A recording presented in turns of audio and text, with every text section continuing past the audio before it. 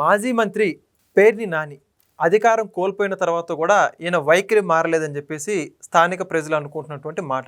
తాజాగా వైఎస్ఆర్సీపీ శ్రేణులు ఏర్పాటు చేసుకున్నటువంటి ఒక సభలో ఈయన మాట్లాడుతూ రప్పా అని చెప్పడం కాదు, చేసి చూపించండి. ఒక్కొక్కరు మన ప్రభుత్వం అధికారంలోకి వచ్చాక మిమ్మల్ని అడిగే వాళ్ళు ఎవరు, చీకట్లో కన్ను కొట్టేసే సమయంలో అంతా అయిపోవాలి, మరలా ఏమీ తెలియనట్టు మనం వెళ్ళి పరామర్శించాలి. అరే చీకట్లో కన్ను కొడితే అయిపోవాలిరా, నోరు తెచ్చి రప్ప ఎన్నిసార్లు అంటారు? సిగ్గు శరం ఉండాలి మనకి, ఎన్నిసార్లు అంటారు? అది ఇక అదే పని. చీకట్లో చేయాల్సిన పనులు కూడా పట్టపగలు అసహ్యంగా ఏంటిది? రప్పని చీకట్లో జరిగిపోవాలి. చెప్పేవాడు ఎవడో చేయడు. కరిసే కుక్క మొరగదు, మురిగే కుక్క కరవదు. అది తెలుసుకోండి కొంచెం. కరిసే కుక్క సైలెంట్కి వచ్చి లటక్కని కలుస్తుంది. నీకు చేతనైతే రేపు గవర్నమెంట్ వచ్చిన తర్వాత ఎవడెవడు తప్పుడు వేషాలు వేసాడో ఆయన కరిసేయి. దానికి చెప్పాలి, ఎవడికన్నా చెప్పాలంట. రెండో గండి చెప్పాల్సిన పని లేదు, జరిగిపోవాలి. తర్వాత మీరందరూ కలిసి పలకరించాలి, ఎట్లా జరిగింది, ఏం జరిగింది, ఎవడు చేశాడని వెళ్ళండి. ఇది అందరూ కూడా ఫాలో అవ్వండి అని చెప్పేసి వాళ్ళ కార్యకర్తలందరికీ కూడా సభాసాక్షిగా ఆయన పిలుపునివ్వడం జరిగింది. ఈ వ్యాఖ్యలు ఏ విధంగా అర్థం చేసుకోవాలి, వాళ్ళ శ్రేణుల్ని ఎటువైపుగా ఉసిగొల్పుతున్నారు, ఇవన్నీ కూడా తెలుసుకునే ప్రయత్నం చేద్దాం. ప్రస్తుతం మనతో ఉన్నారు సోషల్ యాక్టివిస్ట్ శ్రీలీల గారు.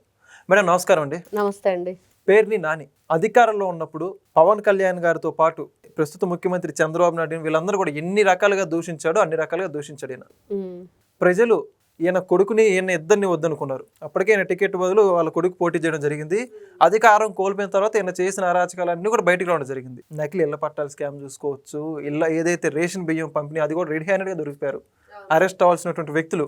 అలాంటి వ్యక్తులు మళ్ళీ ఈరోజు మీడియా ముందుకు వచ్చి వాళ్ళ సభలో అంటే వైఎస్ఆర్సీపీ సభలో మాట్లాడుతూ రప్పా అని మన నాయకుడు పిలుపునిచ్చాడు కదా, ప్రతిసారి చెప్పొద్దు, చేసి చూపించండి, మిమ్మల్ని ఎవ్వరం అడ్డుకోము, అందరం అదే చేద్దాం అని చెప్పేసి చాలా బహిర్గతంగా ఓపెన్గా చెప్పేస్తున్నారు. అంటే రాష్ట్ర ప్రజలందరూ కూడా చూస్తూ ఉంటారు. అంటే వాళ్ళ కార్యకర్తల్ని దేంతో నింపాలని ట్రై చేస్తున్నారు వాళ్ళు. అంటే వాళ్ళు గవర్నమెంట్లోకి వస్తే ఏ విధంగా ఉండబోతుంది అంటారు? అసలు వస్తుందంటారా? ఖచ్చితంగా రాదు. అది మాత్రం కన్ఫర్మా? అది మాత్రం కన్ఫర్మ్. ఎందుకంటే మొన్న పవన్ కళ్యాణ్ గారే కాదు, ప్రతి ఒక్క తెలుగు ప్రజానికం అందరూ కూడా ముక్త కంఠంతో చెప్తున్నారు, ఈ గొడ్డల బ్యాచ్ రాదు, రానివ్వం, అంతే, వచ్చే ప్రసక్తే లేదు. ఏంటిది? ఆయనేమో పోలీసుల్ని బట్టలోడు తీస్తానంటాడు, ఇంకోవైపు ఏమో సప్త సముద్రాల అవతలున్నా కూడా లాక్కొస్తానంటాడు, రిటైర్డ్ అయినా కూడా వదిలిపెట్టనంటాడు. అంటే డైరెక్ట్గా పోలీసులకే వార్నింగ్. సాక్షాత్తు వాళ్ళ అధినేత జగన్మోహన్ రెడ్డి. ఇక్కడ చూస్తే మొన్న చూస్తాం గుంటూరులో ఆయన ఎవరో కారుమూరి నాగేశ్వరరావు, ఆయన మాట్లాడతాడు, ఏంటి జుట్టు పట్టుకొని బయటికి ఈడ్చుకొస్తాను ఇళ్లలో నుంచి, నరికేస్తారు. అసలు ఏంటండి ఆ మాటలు? వీళ్ళు ఒకప్పుడు ప్రజాప్రతినిధులుగా ఉన్నవాళ్లేనా? వీళ్ళు ప్రజాప్రతినిధులుగా మళ్ళీ వస్తామంటే ఏం చేస్తామని చెప్పి ముందే చెప్తున్నప్పుడు ఇంకా ఎలా వీళ్ళని ప్రజాప్రతినిధులుగా ఎన్నుకుంటారు ప్రజలు? అంటే ప్రజలందరూ కూడా ఎక్కడా కూడా ఎవ్వరూ కూడా ఒకటే చెప్తున్నారు, ఇంకా రానివ్వం, వచ్చే ప్రసక్తే లేదు. వీళ్ళందరూ కూడా మంత్రులుగా చేసినటువంటి వ్యక్తులు, మాజీ మంత్రులు. అవును, చూడండి మరి. అంటే జగన్మోహన్ రెడ్డి గారి సెలక్షన్ ఏ విధంగా ఉందో మనం అర్థం చేసుకోవచ్చు. ఇక్కడ ఆయన చెప్పాడు కదండి, పక్కన కూర్చోండి, అంతంత మాత్రమే అంటే అంతంత మాత్రంగానే ఉండిద్ది అని. దానికి అర్థం అంటే అదేదో మీమ్స్ వస్తా ఉంటాయి, మినిమం డిగ్రీ ఉండాలి, అది అర్థం అవ్వాలంటని. అలానే ఉంది. ఓకే, ఈ రోజున చూస్తూ ఉంటే నిజంగా వీళ్ళ వైఖరి, వీళ్ళ ఆలోచన విధానం ఎంత క్రూయల్ మెంటాలిటీ. అంటే నరికేయటాలు, చంపేయటాలు, మనిషినే లేకుండా చేయడం. అంటే కనీసం మనం ఏదైనా ఒక పక్షియో లేకపోతే ఒక చిన్న ఏదైనా పురుగో ఏదైనా అంటేనే అబ్బాయి అనవసరంగా దాన్ని ఇచ్చేసారే అనిపించింది. మాట్లాడాలన్నా కూడా చాలా ఇబ్బంది పడేటువంటి పరిస్థితి. అవును, సమాజంలో అది కూడా ఇప్పుడు వ్యక్తిగతంగా మాట్లాడడం పక్కన పెడితే సమాజంలో అందరి ముందు మాట్లాడాలంటే విషయాలు ప్రస్తావన తీసుకోవాలంటే ఆలోచిస్తాం. వాళ్ళు రాజకీయ నాయకులుగా ప్రజాప్రతినిధులుగా ఒక వేదిక పెట్టి మీరు దాంట్లో రాజకీయాలకు సంబంధించి కూటమి ప్రభుత్వం అధికారంలో ఉంది, వాళ్ళల్లో ఏదైనా లోపాలు ఉంటే చెప్పండి, ప్రజలకైనా ఇబ్బంది ఉంటే చెప్పండి. అవన్నీ మానేశారు. వాటితో అసలు వాళ్ళకి సంబంధమే లేదు. వాళ్ళు ఎప్పుడు కూడా ప్రజల గురించి ఆలోచించిన వాళ్ళు కాదు. కాబట్టి ఆ ప్రజావేదికలో ఏం మాట్లాడాలని వాళ్ళు కోరుకుంటున్నారంటే ఇది ఈ విషయాలు. ఏం విషయం మెసేజ్ ఇస్తున్నారు వాళ్ళ కార్యకర్తలకంటే, అరే రప్పరప్పమని అరవటం కాదు, కన్ను కొట్టే లోపుగా మనిషిని లేపేయండి చీకట్లో, తెల్లరేపాటికి ఏం తెలియనట్టుగా ఏం జరిగిందో ఎరగనట్టు వెళ్ళి ఏం జరిగిందని పరామర్శకెళ్ళండి. అదే కదా ఆల్రెడీ చేశారు వైఎస్ వివేకానంద రెడ్డి గారి హత్య కేసులో. అదే కదా జరిగింది. నైటే ఆయన్ని రక్తపు మడుగులో ఏ విధంగా చంపేశారు, అవన్నీ కూడా మరకలు లేకుండా చేశారు, మళ్ళీ కుట్లేశారు. వాళ్ళ కూతురు భార్య వచ్చేపాటికి మొత్తం కూడా కార్యక్రమాలన్నీ పూర్తి చేద్దాం అనుకున్నారు. కానీ వీళ్ళ పాపం పండి ఆ రోజు బయటకు వచ్చింది విషయం. కానీ ఈ రోజున నిజంగా చూస్తూ ఉంటే ఎంత దిగజారిపోయారా వీళ్ళు? ఎవరి కోసం, ఎందుకోసం, ఎవరి కళ్ళల్లో ఆనందం చూడటం కోసం ఇట్లాంటి మెసేజ్లు ఇస్తున్నారు? జగన్మోహన్ రెడ్డి ఆయన మనస్తత్వానికి తగ్గట్టుగా, ఆయన ఆలోచనలకు తగ్గట్లుగానే ఉన్నారు వీళ్ళంతా కూడా. ఒక రాక్షస మూక, ఒక దండుపాళ్యం గ్యాంగు, వీళ్ళందరినీ ఏ విధంగా పోల్చాలో, ఏ విధంగా ఇంకో ఎమ్మెల్సీ ఉన్నాడు అనంతబాబు, ఆయన ఏమో డోర్ డెలివరీ శవాన్ని. ఆ చూస్తుంటే ముత్యాల ముగ్గు సినిమాలో రావు గోపాలరావే గుర్తొస్తాడు. ఆయన పోలిక కూడా ఎలా ఉండిద్ది అంటే అండి, దాంట్లో మనం ఏం చూస్తాం, పొద్దున్నే సూర్యుడు ఉదయిస్తుంటే చక్కగా ఎర్రని ఆరెంజ్ కలర్లో రంగులు రంగులుగా మారుతూ సూర్యోదయం అవుతూ ఉంటుంది. సూర్యోదయం ఫీల్ అవుతారు అందరు బాగా, ఫీల్ అవుతారు. కానీ ఆ సినిమాలో ఒక డైలాగ్ ఉండిద్ది రావు గోపాలరావుది, వాళ్ళ మేనేజర్తో, రే ఆకాశాన్ని చూస్తుంటే ఏదో మర్డర్ అయిపోయినట్లుంది కదా అని. ఎవరైనా ఆలోచిస్తారు అట్లాగా? ఇట్లాంటి వ్యక్తులు అనమాట.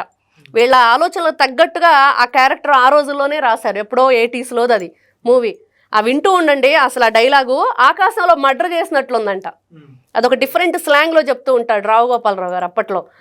అలాగా వీళ్ళు కూడా ఆ మర్డర్ చేయటం కానివ్వండి, మనుషులను లేపేయటం కానివ్వండి, ఆ రక్తపు మడుగులు తుడిచేయటం కానివ్వండి, ఆ శవాల గుట్ట మీద సింహాసనం వేసుకొని కూర్చోవటానికి జగన్మోహన్ రెడ్డికి ఇష్టం. అంటే కన్న తండ్రి శవం దగ్గరే సంతక సేకరణ చేసి ఏ విధంగా చేశాడు, మరి అదే విధంగా చూస్తే బాబాయిని ఏ విధంగా లేపేశాడు. మరి మనం చూసిన సింగయ్య మరి చంపేయటం, ఆ కారు ఎక్కేయటం, ఆయన చనిపోవటం జరిగిన తర్వాత కూడా ఏమీ తెలియనట్లు మా మీద కేసులు ఎందుకు పెట్టారు, మా మీద ఎందుకు మీరు ఇట్లాంటి ఆరోపణలు చేస్తున్నారని చెప్పేసి అదేదో సామెత చెప్పినట్లుగా ఉంది వీళ్ళది వ్యవహార శైలి అంతా కూడా. నిజంగా ఆ రోజు కూడా ముత్యాల ముగ్గు సినిమాలు ఇట్లాంటి వీళ్ళకి సంబంధించినవి చాలా ఉంది. దాంట్లో రైటర్ ఎవరో కానీ చాలా గొప్పగా అప్పట్లోనే రాశారు. ఆయన కూడా దాంట్లో మనిషిని మర్డర్ చేసేసి ఈ నైటు డిక్కీలో పెట్టేసే కారులో పొద్దున్నే వాళ్ళ బావమరిది పక్కలో పడుకోబెట్టంటే, అదేంటండి వాళ్ళిద్దరికి పడదు కదా అంటే, అదేరా నేను చెప్పేది, పడదు కాబట్టి వాడే వేసేసాడని. పొద్దున్నే అలా పచ్చని గాలి పీల్చుకోవడానికి వెళ్ళినట్లు వేసి ఒక లుక్ వేసి వద్దాం అన్నట్లు. చూసారా ఆలోచన విధానం మనిషి? వీళ్ళకి సరిగ్గా పోల్చుకునే విధంగా ఉంటాయి ఇవన్నీ కూడా. అంటే వీళ్ళు ఏమంటున్నారు ఇప్పుడు, ఏం మెసేజ్ ఇస్తున్నారు అంటే, మనిషిని చంపేయటం, ఏం తెలియనట్లుగా పొద్దున్నే పరామర్శించడం. అది ఎవరి మీదకు దోస్తానికి ప్రయత్నిస్తారు? తెలుగుదేశం పార్టీ మీదో, లేకపోతే కూటమి వాళ్లే చేశారనో, లేకపోతే ఇంకోటి జరిగిందనో.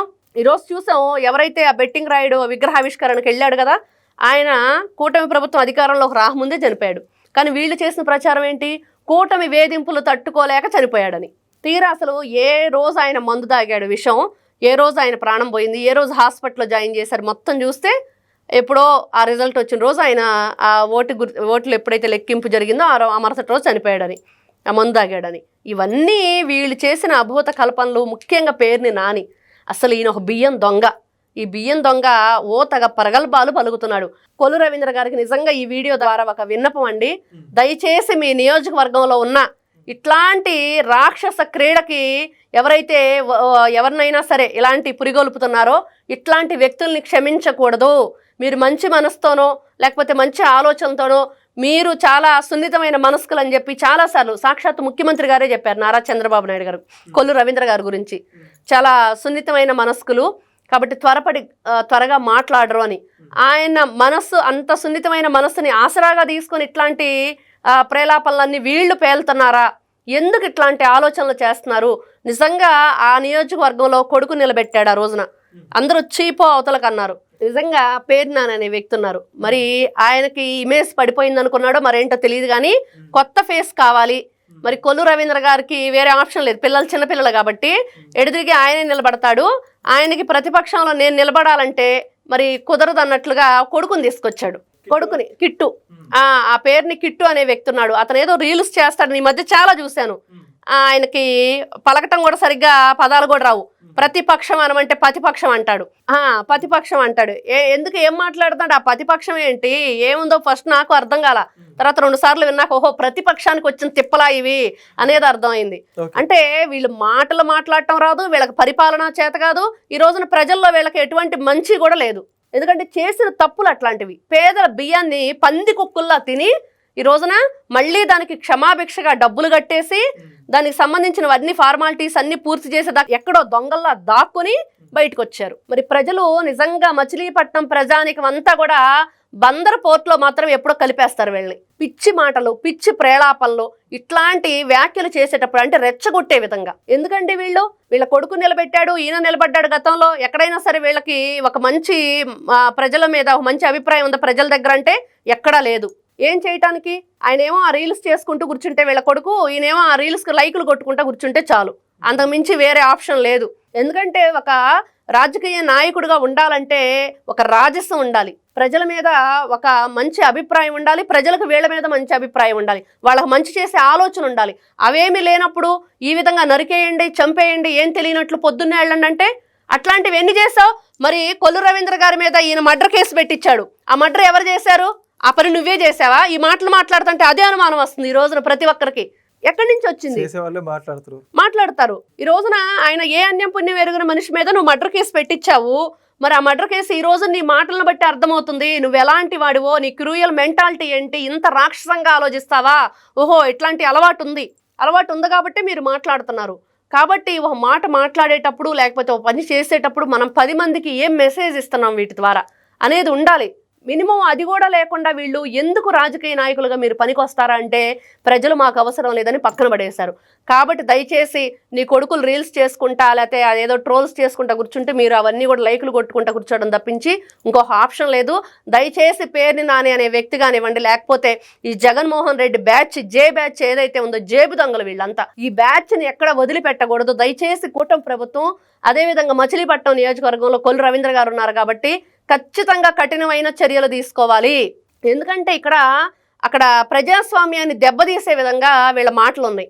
అంటే ప్రజలకు మీరు ఏం మెసేజ్ ఇస్తున్నారు అంటే ఈ రోజున నిజంగా అండి అది ఒక ఉగ్రవాదులు వాళ్ళని అక్కడ నేర్పిస్తారంట వాళ్ళకి ఎలా చంపాలి, ఒక మానవత్వం అనేది లేకుండా మీరు ఎలా ప్రవర్తించాలని. అలాంటి వీళ్ళు ట్రైనింగ్ ఇస్తున్నారు వీళ్ళ ఏదైతే ఈ పిల్ల సైకోలు అందరూ కూడా. కాబట్టి యువత మీద ఈ ప్రభావం ఎలా ఉంటుంది అంటే రపరపమని వీళ్ళు ఏదైతే ఫ్లెక్సీలు పెట్టారో ప్లకార్డ్స్ పెట్టడమే కాకుండా ఏం తెలియనట్టు నైట్కు నైటే వేసేయండి అంటే రాబోయే రోజుల్లో ఏదన్నా ఒక ప్రోగ్రాం పెట్టుకున్నా ఏం చేయాలన్నా వీళ్ళు చీకటిలో ఏం చేస్తారు ఇట్లాంటి చీకటి పనులు. నిజంగా పేర్ని నాని అనే వ్యక్తిని మాత్రం వదిలిపెట్టకూడదు. ఎందుకు ఇట్లాంటి అనుచితమైన వ్యాఖ్యలు చేస్తున్నారు, ఎందుకు ఈ విధంగా యువతని ప్రక్కదారి పట్టించడానికి ప్రయత్నం చేస్తున్నారు అంటే మీరు ఇలా మాట్లాడుతుంటే మీ పెంపకంలో పెరిగిన నీ కొట్టుకు ఎలాంటి వాడు అవుతాడు? మరి ఏ విధంగా చూడాలి? ఏం మెసేజ్ ఇస్తున్నారంటే ఇట్లాంటి వ్యక్తుల్ని వదిలిపెట్టకూడదని ఈ రోజున ప్రజలందరూ కూడా పక్కన పడేసిన ఇంకా మాకు బుద్ధి రాదు, మా బుద్ధి గడ్డి తింది గతంలో, ఇప్పుడు కూడా మేము గడ్డే తింటాం, మేము ఇలానే ఉంటాం అని చెప్పి వీళ్ళ ప్రవర్తన అయితే మానట్లేదు. Thank you. నమస్తే. Please subscribe to Leo News for more videos.